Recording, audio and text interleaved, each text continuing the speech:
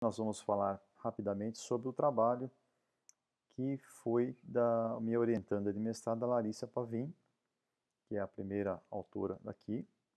Foi publicado na revista Research in Sports Medicine, uma revista internacional boa da nossa área. O título do trabalho, ele foi colocado de forma interessante, até na época foi uma ideia bacana, na forma de questão. Então a questão é meias de compressão podem reduzir o grau de fadiga induzido pelo jogo de futebol em mulheres?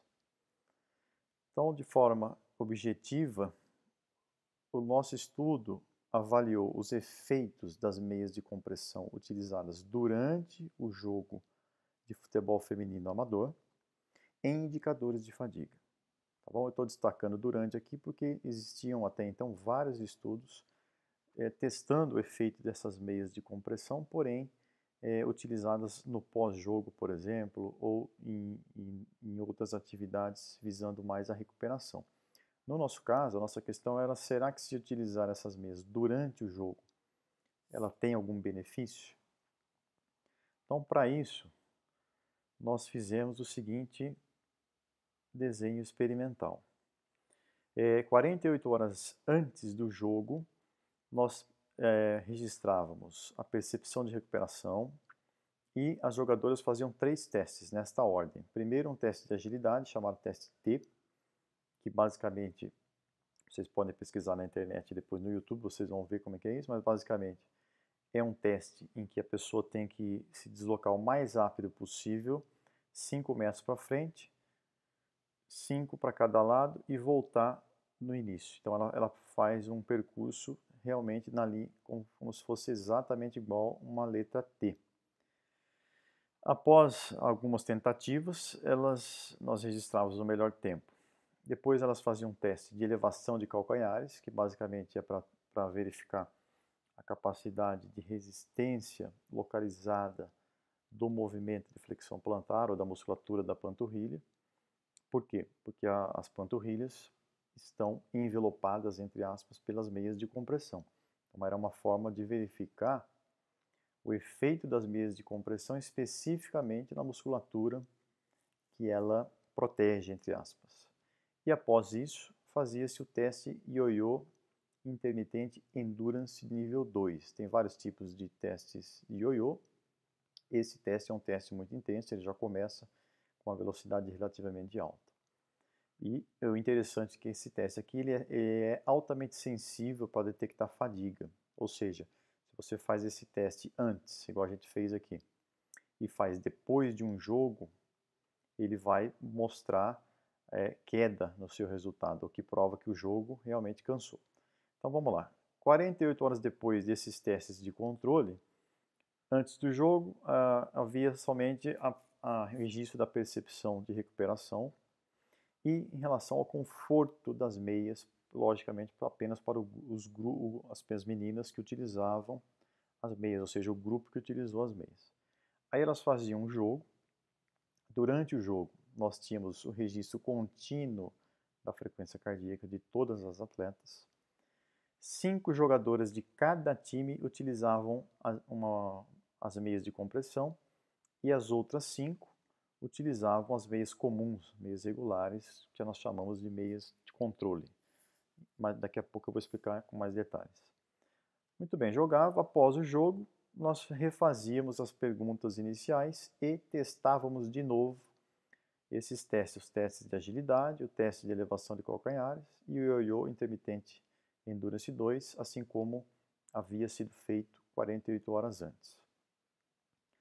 Essa outra figura aqui, figura 2, ela mostra como que nós distribuímos as meias de forma randomizada. Então aqui desse lado o time A e desse outro lado o time B.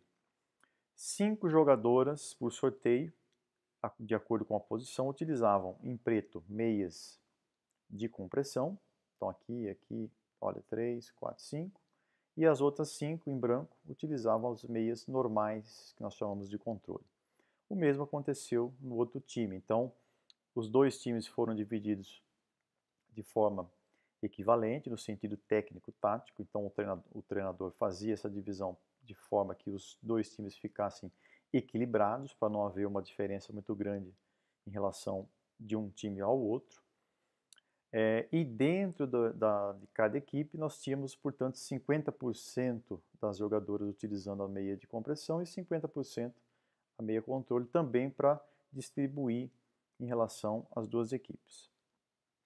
Vamos mostrar agora direto os resultados principais.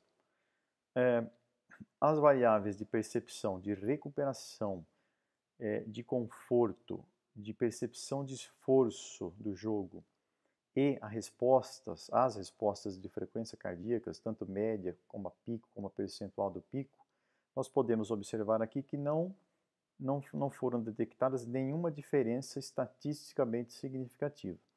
Ou seja, as respostas das meninas que utilizavam as meias de compressão eram similares, iguais àquelas do grupo que utilizou as meias comuns. Portanto, isso garante que tanto a recuperação delas antes do jogo, o próprio jogo em si gerava mais ou menos o mesmo estresse, o mesmo grau de dificuldade. Vamos agora para os testes. Olha que interessante. O teste T de agilidade, 48 horas antes, ele era equivalente para os dois grupos. Em branco, o grupo que usava a compressão. Desculpa, em preto, o grupo que usava a compressão. E em branco, o grupo controle. Logo após o jogo, o resultado que mais nos chamou a atenção foi esse. Pós-jogo, o grupo que utilizava as meias de compressão, ele mantinha a sua performance, ao passo que o grupo de meninas que não utilizava, isso aqui em branco, o grupo controle, as meias de compressão, piorava, aumentava o tempo para fazer o teste de agilidade em relação ao seu próprio tempo 48 horas antes do jogo, bem como esse símbolo aqui indica o quê? Que esse resultado médio foi pior do que o grupo que utilizou as meias de compressão. Portanto, as meias de compressão protegeram, de certa forma, a perda na capacidade de fazer movimentos rápidos com mudanças de direções e aceleração e desaceleração, que nós chamamos na prática de agilidade, o que é fundamental para um futebolista, sem dúvida. Outro dado interessante foi o teste de elevação de calcanhares. Vejam que antes estava tudo igual, comparando-se os dois grupos. Logo após o jogo, o que houve? Ambos os grupos tiveram uma piora. Então, o número de repetições caía, vamos supor, de 35 aqui, na média, para em torno de 30 no grupo que utilizou a meia. Porém, essa queda foi mais acentuada no grupo controle. Esse valor médio aqui é pior do que o seu 48 horas antes, e este valor aqui, que eu estou destacando, é pior do que o grupo que utilizou as meias, mostrando, portanto, que realmente o uso dessas meias de compressão protegeu, de certa forma, a região em que as meias são utilizadas, isso é, a musculatura da panturrilha. E o teste ioiô intermitente que foi feito no baseline também não diferia entre os grupos, o que garantiu que ambos os grupos tinham basicamente o mesmo grau de condicionamento físico específico para o futebol. E no pós-jogo caiu para ambos os grupos. Nesse caso aqui não teve efeito das meias de compressão, porque piorou tanto para o grupo que usava meia como para o grupo controle e não teve diferença entre os dois. Portanto, a nossa conclusão principal foi o quê? Que o uso das meias de compressão, ele promove no pós-jogo um menor grau de fadiga induzido pelo jogo. A extensão desses benefícios das meias para o desempenho do futebol necessita de futuros estudos para avaliar, por exemplo, será que se utilizar isso a longo prazo pode ajudar, por exemplo, a reduzir o risco de lesões?